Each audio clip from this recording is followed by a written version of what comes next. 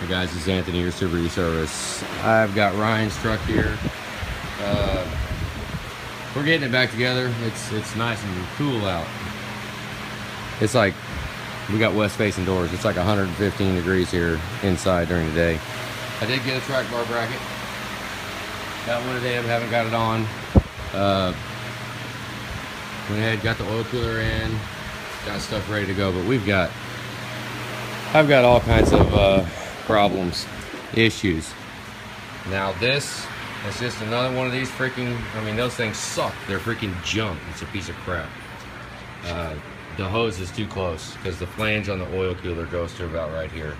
It's right next to it, so that there's not enough room to put the OEM hose. So that's, I mean, it is an 03, and this is what the hose looked like. Let me find it. Right there. It's got a crack in it. And then if you look inside, there's also, I know you can't see squat in the video, but there's also a crack on the inside. That hose, I pulled out a couple other ones that I've taken off trucks. But here's another issue. I don't know if anything, I did lube that down a little bit to get the unison ring off. The unison ring looks okay. This looks like it can be cleaned up. But I don't know if this truck did run and function. I don't know how. Watch this.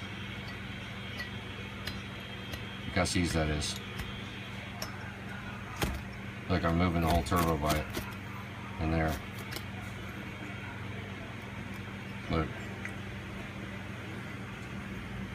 Oh, that one moved. Kind of. Oh, that one moved a little bit. Look. It's, I mean, hopefully cleaning it. Look. I could probably pick the turbo up by that. Okay, let's see. Watch this. Oh, I got stuff falling off the shelf. But yeah, hopefully this turbo will clean up. I mean, it's, I don't know how it drove at all, because obviously the turbo wasn't doing anything. But we've got, I mean, we need to be putting on, let's see, where is it? We need to be putting on a IPR. This little freaking rubber hose. I've got a video, if you search IPR versus everything else, that explains why this is a piece of crap. Ed Fickham Repair was here yesterday and we did a bunch of work on his truck, and he had this piece of crap on there, and it freaking hose was leaking. That was his coolant leak. That part is really freaking fun to change with turbo on. Now is the time to address it. Now is the time to address everything that we've got going on. Because, I mean, if it's going to leave the shop, it's going to leave on something that, it's got to be the quality that we put out. And that, I mean, it'd be one thing, I don't know. I mean, I've been burnt by them rubber hoses before, but it's been many years ago. And I just have more customers and more customers that's leaking. And, you know, I mean, look at it. I mean, I'm here right now. I could easily eliminate the rubber hose issue completely. So, I don't know. Oh, it's a freaking drag. We did get the new engine harness. Got a new main engine harness. It is freaking beautiful. I got a Fickham harness back there too. I don't know if you remember. I got this harness. Probably need you to come by, Ryan. I need you to come by here and check this out. You know, we got connectors that are all, we got broken connectors. I mean, yeah, we could have scavenged a bunch of stuff together, but you know, by the time we do all the pigtails on there, it's just, yeah, you're still stuck with the old engine harness. So, everything pretty much cleaned up pretty good. But I mean, we're tackling one thing at a time, and it's a freaking bummer because I'm not coming in first thing in the morning. We work late. It's almost midnight right now. It's 11:30. It's prime time for me. This is prime time because it's like 85, 80 degrees in the shop. It's nice. It's nice out. Plus, there's no traffic in and out of here, so It's nice. But yeah, we kind of need to get a consensus. I mean, this hose, I just want to stomp my feet as much as possible about this hose on here, because it's not if it's going to leak, it's when it's going to leak. It will leak. Period. It will. I've never seen one that didn't leak. You know, it might take 100,000 miles, it might take 50,000 miles, but it'll leak, and it's going to leak at not a very good time. And you know, the first time it leaks, once it starts to leak, you're getting low on coolant, and a coolant change is $100 freaking just for the coolant. Well, he's running waterless coolant too, so with that waterless coolant, I've got a guy that a dealer for Evans, and he said that it's got a lower surface area than water, so it gets in the nooks and crannies of everywhere that coolant cannot get into. So this is a very ridiculously bad idea with Evans waterless coolant, because it's gonna leak. That's just period. I'm surprised it didn't already leak, because there is a crack in it right there, and it just leaks at the end, at the joint.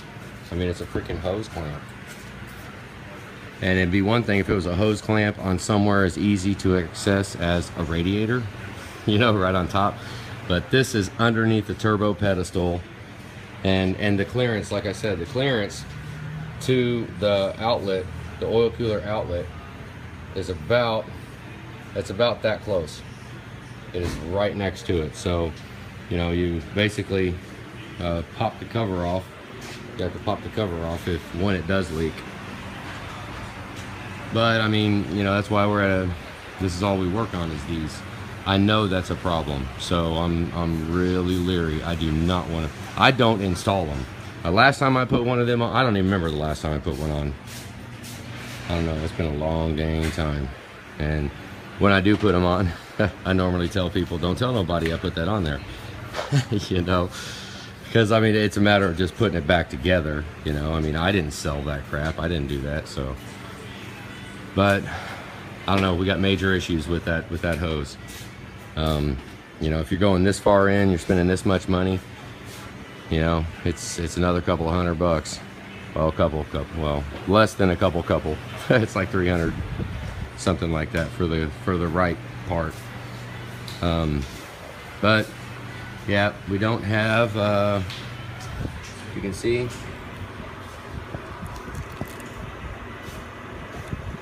there's another one, OEM Ford. Oh, focus. There you go. OEM Ford head gaskets are on it. You know, other than that, really, that's my major holdup. I have a little procedure. I get the intake on, then the engine harness, then the AC compressor, power steering pump, then we can, you know, pretty much get the rest of it going. But I also got the turbo that we need. I mean, I just had to document how stiff that turbo is, because I mean, I'm gonna clean it. We're gonna clean it up. It doesn't look pitted very bad, so it might clean up okay, but thought I would just at least show it, because it does not look good. But it doesn't look as bad as this one. How you like this one, guys? This is one we pulled off yesterday, off a truck equipped with a K&N air filter. I think it was the whole life of the truck. It's had a K&N on it. That is freaking horrible. Look at all the pitting on there. That is trash. Look at the impeller.